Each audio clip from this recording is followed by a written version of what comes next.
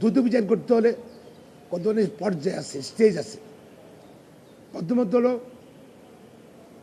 পর্যাপ্ত সাক্ষী নিয়ে চার্জশিট দিতে হবে। দ্বিতীয় হলে দ্রুত বিচার করতে হবে।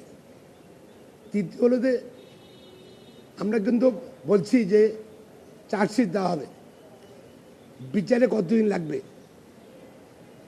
সেটা কিন্তু অনিশ্চিত এখনো।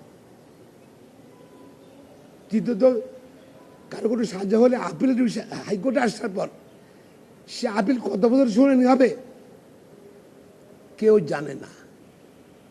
এই জন্য মানুষ সরকারের পক্ষ থেকে বারো আশ্বাস দেওয়ার পর বিশ্বাস করছে না।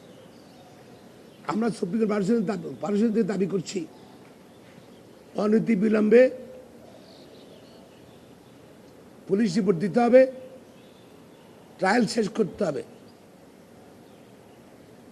পাশাপাশি আপিল করলে ওই সিরিয়ালে না, এসব স্পষ্টকাত ঘটনাগুলো উল্লেখকাতের ঘটনার জন্য স্পেশাল বেঞ্চ করতে হবে, তাড়াতাড়ি সে আপিল নিষ্পত্তি করতে হবে, রায় কার্যকর করতে হবে।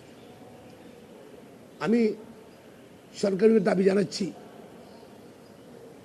মাননীয় প্রধান বিচারপতির দাবি জানাচ্ছি, এইসব স্পষ্টকাতর ঘটনাগুলো নিয়ে বিশেষ বেঞ্চ তৈরি করেন। বিশেষ বেঞ্চ করলে তাড়াতাড়ি আপিল নিষ্পত্তি হবে, জনগণ বিচার হয়েছে দেখতে পারবে, বুঝতে পারবে।